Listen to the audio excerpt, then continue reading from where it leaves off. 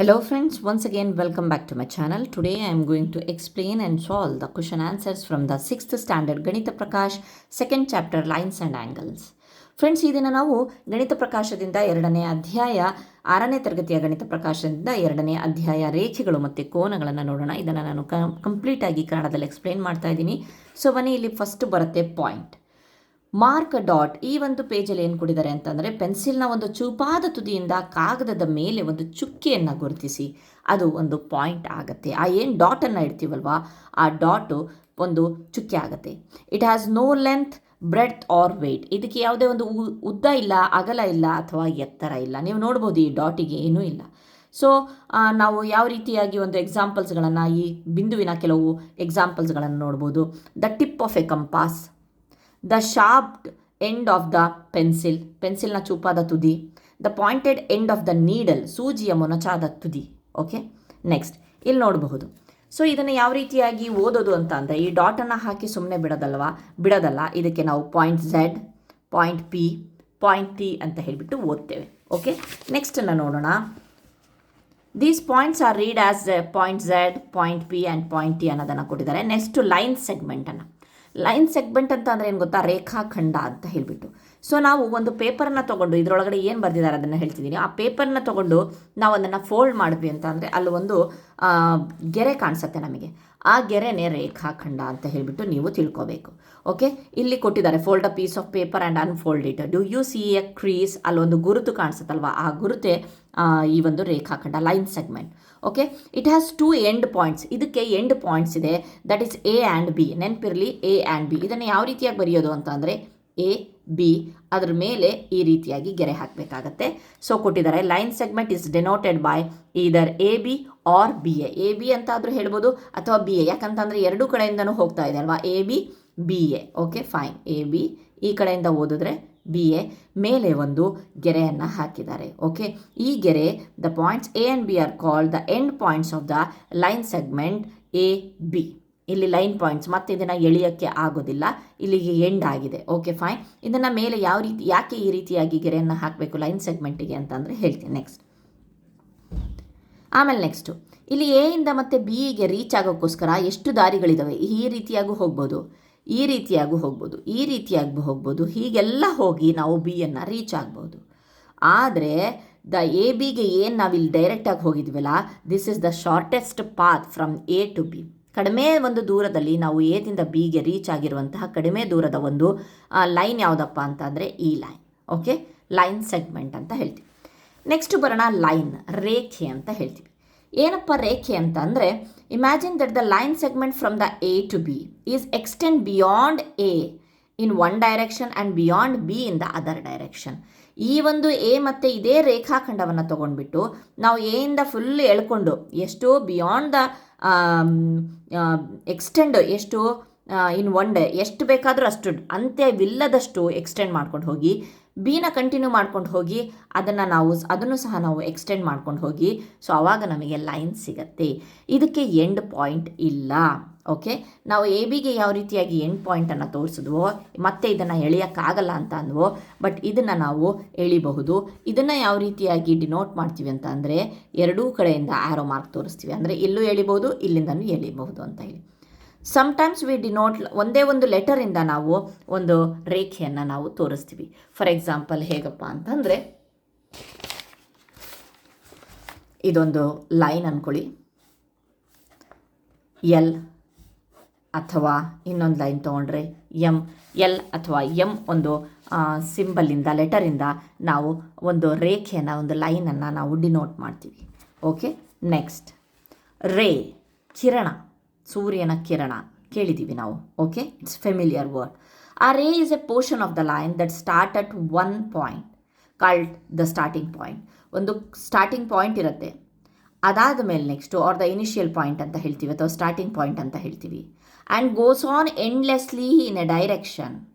ಮತ್ತು ಒಂದು ಕಡೆ ಸ್ಟಾಪ್ ಆಗಿರುತ್ತೆ ಎಂಡ್ ಪಾಯಿಂಟು, ಬಟ್ ಇನ್ನೊಂದು ಕಡೆಯಿಂದ ಅದನ್ನು ಎಷ್ಟು ಬೇಕಾದರೆ ಅಷ್ಟು ಎಳಿಬಹುದು. ಆ್ಯರೋ ಮಾರ್ಕನ್ನು ಕೊಟ್ಟಿದ್ದೀವಿ ಅಂತಂದರೆ ಮುಂದಕ್ಕೆ ಹೋಗ್ತಾ ಇರುತ್ತೆ, ಇಲ್ಲಿಗೆ ಸ್ಟಾಪ್ ಇಲ್ಲ, ಬಟ್ ಇಲ್ಲಿಗೆ ಸ್ಟಾಪ್ ಇದೆ.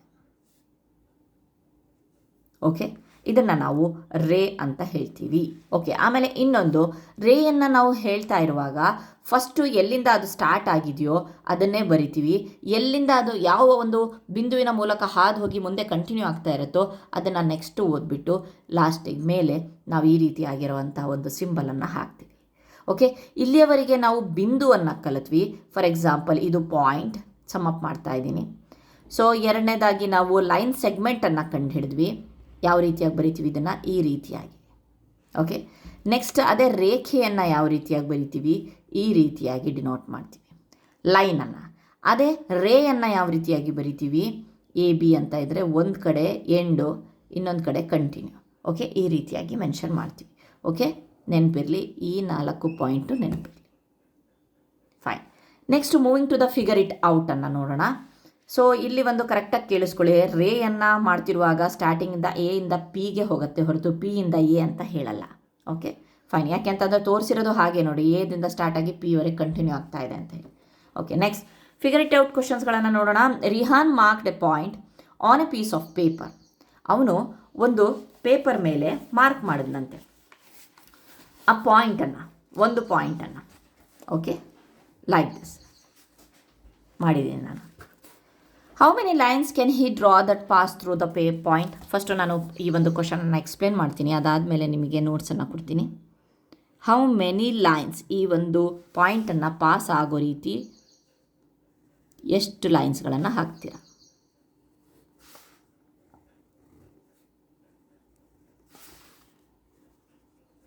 ಸಾರಿ,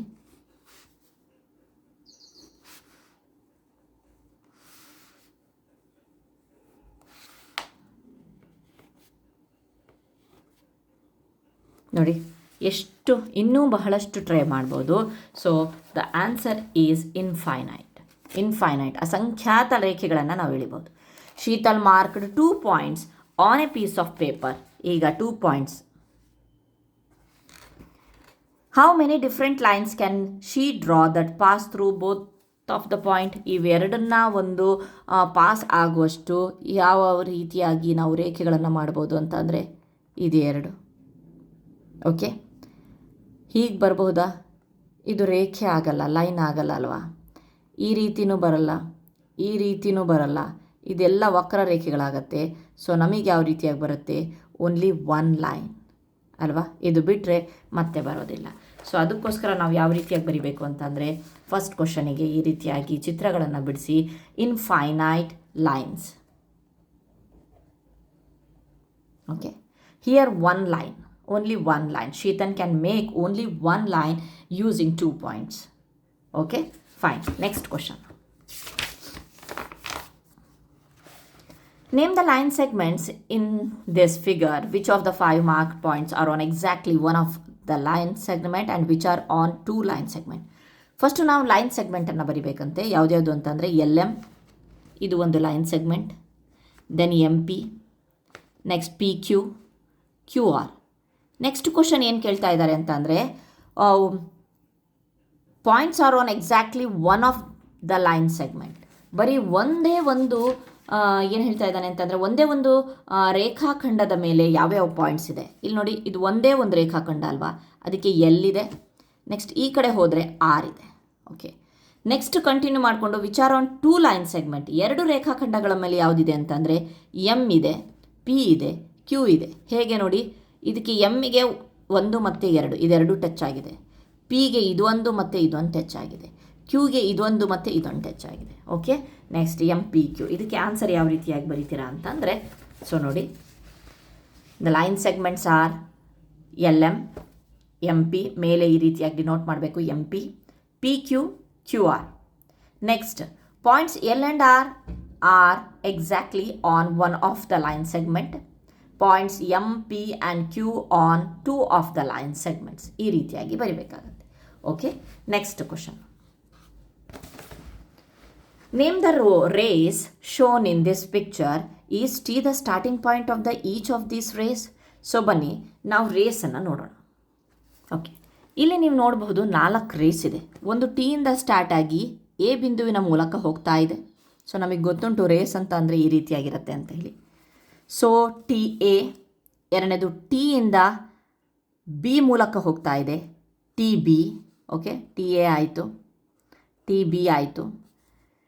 ಟಿ ಎನ್ ಮೂಲಕ ಅದೇ ಲೈನಲ್ಲಿ ಹೋಗ್ತಾ ಇದೆ, ಟಿ ಎನ್ ಆಯಿತು.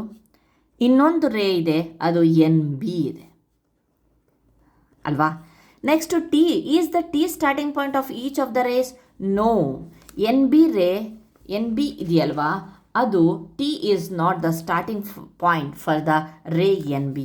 ಇದಕ್ಕೆ ಎನ್ ಸ್ಟಾರ್ಟಿಂಗ್ ಪಾಯಿಂಟ್ ಆಗಿದೆ, ಬಿ ಮೂಲಕ ಹೋಗ್ತಾ ಇದೆ. ಸೊ ಇಲ್ಲಿ ಟಿ ಸ್ಟಾರ್ಟಿಂಗ್ ಪಾಯಿಂಟ್ ಇಲ್ಲ. ಇದು ಒಂದು ರೇಗೆ ಟಿ ಅನ್ನೋದು ಸ್ಟಾರ್ಟಿಂಗ್ ಪಾಯಿಂಟ್ ಇಲ್ಲ. ಅದನ್ನು ಯಾವ ರೀತಿಯಾಗಿ ಬರೀತೀರಾ ಅಂತಂದರೆ ಇಲ್ಲಿ ನೋಡಿ, the rays are T A, T N, T B and N B.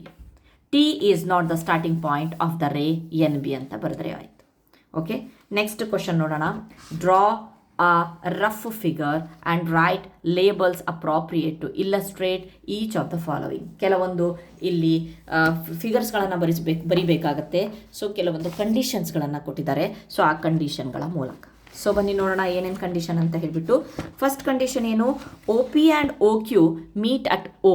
O P ರೇಖೆ ಸಿಂಬಲ್ ಕೊಟ್ಟಿದ್ದಾರೆ ನೋಡಿ, line. O Q line, meet at O. ಎರಡು ಲೈನ್ಸ್ಗಳನ್ನು ಬಿಡಿಸ್ಬೇಕು. ಯಾವ ರೀತಿಯಾಗಿ ಅಂತ ಅಂದರೆ they have to meet at O. ಯಾವ ರೀತಿಯಾಗಾದರೂ ಬಿಡಿಸ್ಬೋದು, ಬಟ್ ಅವು ಮೀಟ್ ಆಗಬೇಕು. ಈ ರೀತಿಯಾಗಿ ಬಿಡ್ಸೋಕ್ಕಾಗಲ್ಲ, ಯಾಕಂತಂದ್ರೆ ಅವು ಮೀಟ್ ಆಗ್ತಾ ಇಲ್ಲ. ಸೊ ಒಂದಕ್ಕೊಂದು ಸೇರಬೇಕು. ಸೊ ಈ ರೀತಿಯಾಗಿ ಬಿಡಿಸಿ, ಇದಕ್ಕೆ ಫಸ್ಟು ಇವೆಲ್ಲ ಲೈನ್ ಅಂತ ಕೊಟ್ಟಿದ್ದಾರೆ. ಸೊ ಎಲ್ಲಿ ಮೀಟ್ ಆಗ್ತಿದ್ದಾವಂತೆ? ಓ ಪಾಯಿಂಟ್ ಓ ಅಲ್ಲಿ ಮೀಟ್ ಆಗ್ತಾ ಇದ್ದಾವಂತೆ. So meet at O. ಈಗ ನಾವು ಮೀಟ್ ಅಟ್ ಓ ಅಂತ ಅಂದರೆ ಇದು ಒ ಪಿ ಆಯಿತು, ಈ ಲೈನು ಒ ಕ್ಯೂ ಆಯಿತು. Okay fine. ಮೊದಲನೇ ಕ್ವಶನಿಗೆ ಆನ್ಸರು ಇದೆ, O P O Q. Okay, next ಕಂಡೀಷನನ್ನು ಕೇಳೋಣ. X Y line P Q intersect at point M. Meet ಅಂತ ಅಂದ್ರೂ ಓಕೆ. ಮೀಟ್ ಅಂತಂದರೆ ನೀವು ಯಾವ ರೀತಿಯಾಗಾದರೂ ತೊಗೊಬೋದು, ಇಲ್ಲಿಂದ ಹೀಗಾದರೂ ತೊಗೋಬಹುದು ಫಸ್ಟ್ನೇದಕ್ಕೆ. ಓಕೆ, ಟಚ್ ಎಲ್ಲಾದರೂ ಒಂದು ಕಡೆ ಆದರೂ ಅದು ಮೀಟ್ ಆಗಬೇಕು. ನೆಕ್ಸ್ಟ್ ಇಂಟರ್ಸೆಕ್ಟ್ ಅಂತ ಅಂದ್ರೂ ಎರಡೂ ಲೈನ್ಗಳು ಒಂದಕ್ಕೊಂದು ಏನಾಗಬೇಕು? ಛೇದಿಸಬೇಕು.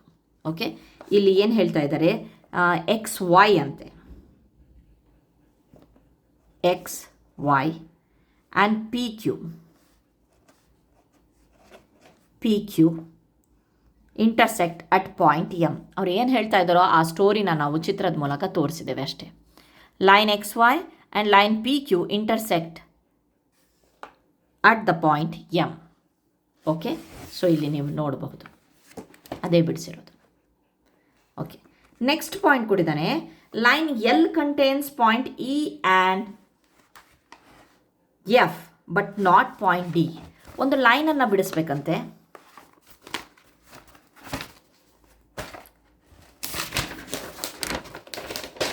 Okay, here is the line. ಈ ಲೈನಿಗೆ ಒಂದು ಹೆಸರಿದೆ, that is L. Line L contains point E ಇದೆ and then point F but not D. ಕರೆಕ್ಟಾಗಿ ನೋಡಿ, ಲೈನಲ್ಲಿ ಅವ್ರು ಏನು ಸ್ಟೋರಿ ಹೇಳಿದಾರೋ ಅದೇ ಬರೀತಾ ಇರೋದು. Line L contains E and F but not D.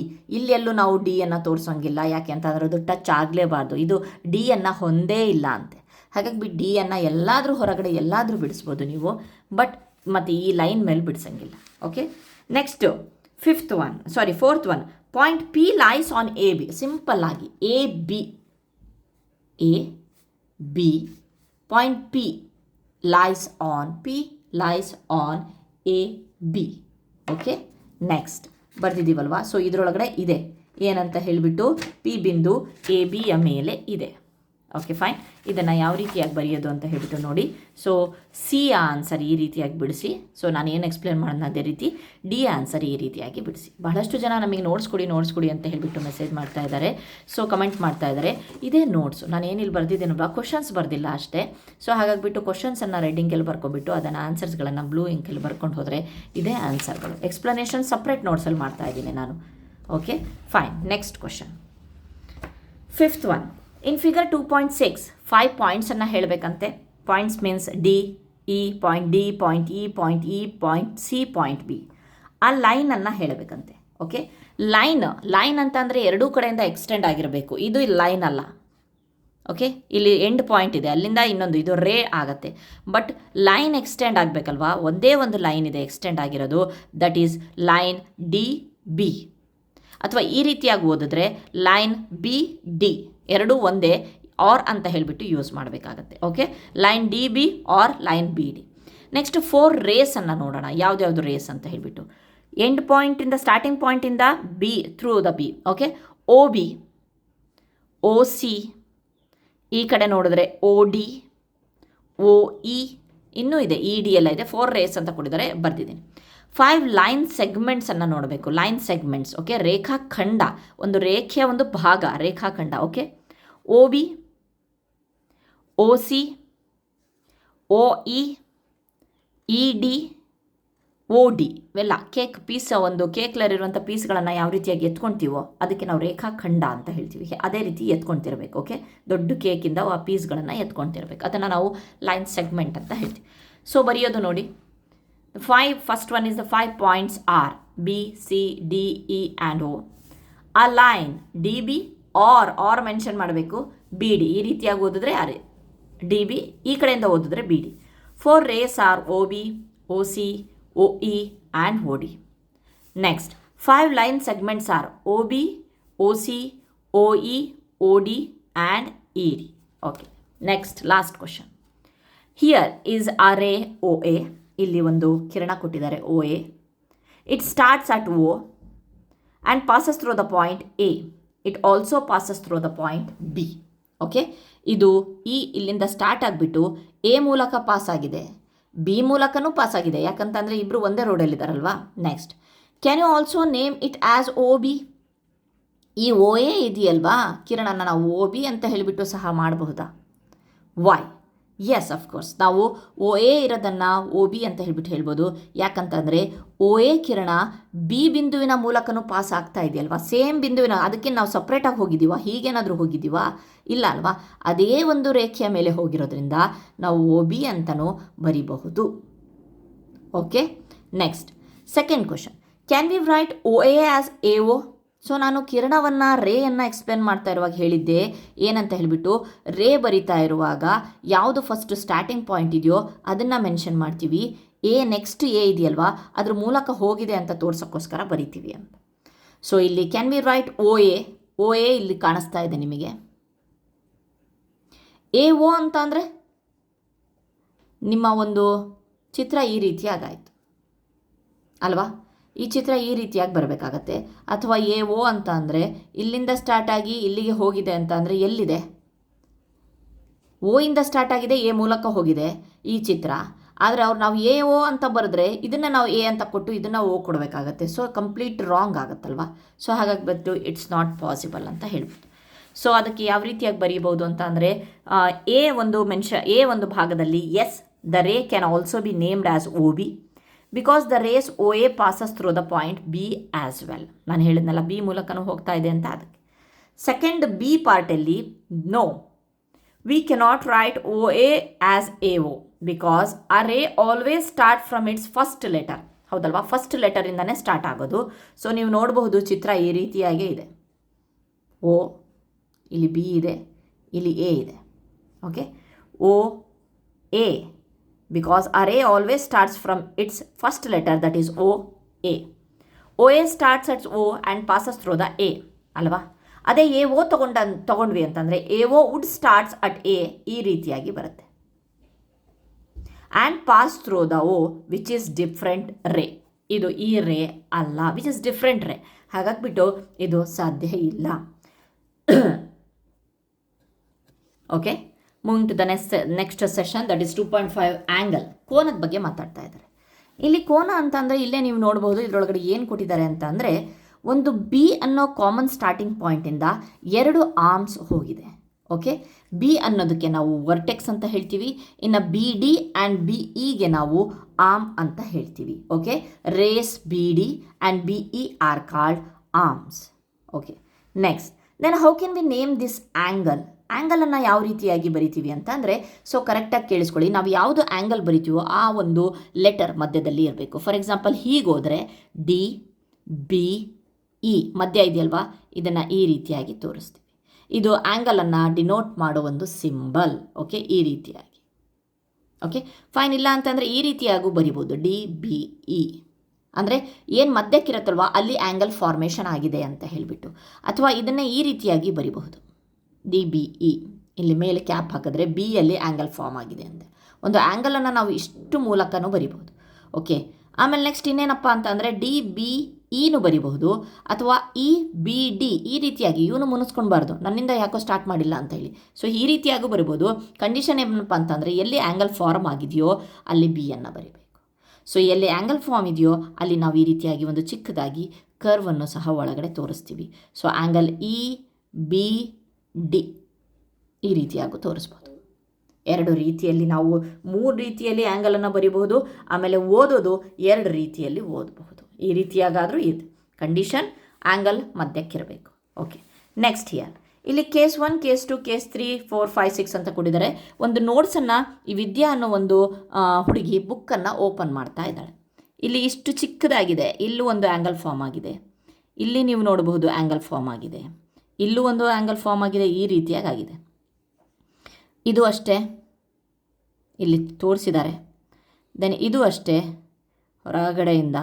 Next ಇದು ಕಂಪ್ಲೀಟಾಗಿ ಮತ್ತೆ ಮುಚ್ತಾ ಇದ್ದಾರೆ, ಇದು ಅಷ್ಟೇ ಫುಲ್ ಕಂಪ್ಲೀಟ್. ಓಕೆ, ಇಲ್ಲಿ 6 ವೇಸಲ್ಲಿ ನಾವು ಇಲ್ಲಿ ಆ್ಯಂಗಲ್ ಫಾರ್ಮ್ ಆಗಿರೋದನ್ನು ನೋಡಬಹುದು. Okay fine. ಇಲ್ಲಿ ಕ್ವಶನನ್ನು ನೋಡೋಣ. ಇಲ್ಲಿ ನೆಕ್ಸ್ಟ್ ಏನು ಕೇಳ್ತಾ ಇದ್ದಾನೆ ಅಂತಂದರೆ ವಿಚ್ ಆ್ಯಂಗಲ್ ಇಸ್ ಗ್ರೇಟರ್.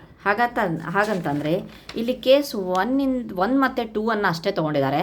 1 ಮತ್ತು 2 which angle is greater. So picture it self say that case 2 angle is greater. ಯಾಕೆಂತಂದರೆ ವೈಡರ್ ಆಗಿ ಓಪನ್ ಆಗಿದೆ ಅಲ್ವಾ, ಇಲ್ಲಿ ಸ್ಮಾಲ್ ಆಗಿ ಓಪನ್ ಆಗಿದೆ, ಇಲ್ಲಿ ಜಾಸ್ತಿ ಓಪನ್ ಆಗಿದೆ. ಸೊ ಎಷ್ಟು ಮೂವನ್ನು ಇಲ್ಲಿ ಏನು ಹೇಳ್ತಾ ಇದ್ದಾರೆ ಅಂತಂದರೆ ಎಷ್ಟು ನಾವು ಆ್ಯಂಗಲನ್ನು ನಾವು ರೊಟೇಟ್ ಮಾಡ್ತೀವೋ ರೊಟೇಷನ್ ಮೇಲೆ ಈ ಒಂದು ಫಾರ್ ಎಕ್ಸಾಂಪಲ್ಲು ಒಂದು ಲೈನ್ ಇರುತ್ತೆ. ಈ ಲೈನು ಮತ್ತು ಈ ಲೈನಲ್ಲಿ ಯಾವ್ದು ದೊಡ್ಡದು, ಎಳೆದಷ್ಟು ಯಾವ್ದು ದೊಡ್ಡದಿದೆಯೋ ಅಂತ ಹೇಳ್ಬಿಟ್ಟು ಕೇಳಿದರೆ ನಾವು ಹೇಳ್ತೀವಿ ಇದು ಎಷ್ಟು ನಾವು ಎಳಿತೀವೋ ಅಷ್ಟು ಲೈನ್ ದೊಡ್ಡದಾಗುತ್ತೆ. ಅದೇ ರೀತಿ ಇಲ್ಲಿ ಆ್ಯಂಗಲ್ನ ಒಂದು ಕೇಸಲ್ಲಿ ಎಷ್ಟು ನಾವು ರೊಟೇಟ್ ಮಾಡ್ತೀವೋ ಈ ರೀತಿಯಾಗಿ ಓಪನ್ ಮಾಡ್ಕೊಂಡು ರೊಟೇಟ್ ಮಾಡ್ಕೊಂಡು ಹೋಗ್ತೀವೋ ಆ ಆ್ಯಂಗಲ್ ಜಾಸ್ತಿ ಆಗುತ್ತೆ. ಫಾರ್ ಎಕ್ಸಾಂಪಲ್ ಇನ್ನೂ ನಾನು ಇಲ್ಲಿ ಮಾಡಿದೆ ಅಂತಂದರೆ ಈ ಆ್ಯಂಗಲ್ಗಿಂತ ಈ ಆ್ಯಂಗಲ್ ಜಾಸ್ತಿ ಆಗುತ್ತೆ, ಮತ್ತು ಹೀಗೆ ಕೊಟ್ಟೆ ಅಂತಂದರೆ ಈ ಆ್ಯಂಗಲ್ಗಿಂತ ಈ ಆ್ಯಂಗಲ್ ಜಾಸ್ತಿ ಆಗ್ತಾ ಹೋಗುತ್ತೆ. Okay fine.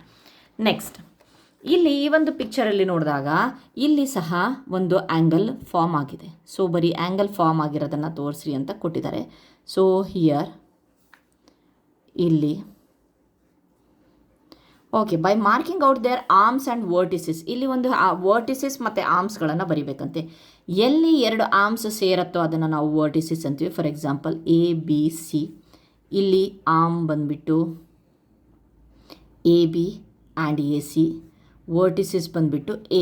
ಓಕೆ, ಇಲ್ಲಿ ಬಂದಾಗ ಇಲ್ಲಿಗೆ CDE ಅಂತ ಕೊಟ್ಟರೆ ವರ್ಟಿಸಿಸ್ D, ಆರ್ಮ್ಸ್ ಬಂದು CD ಆ್ಯಂಡ್ DE.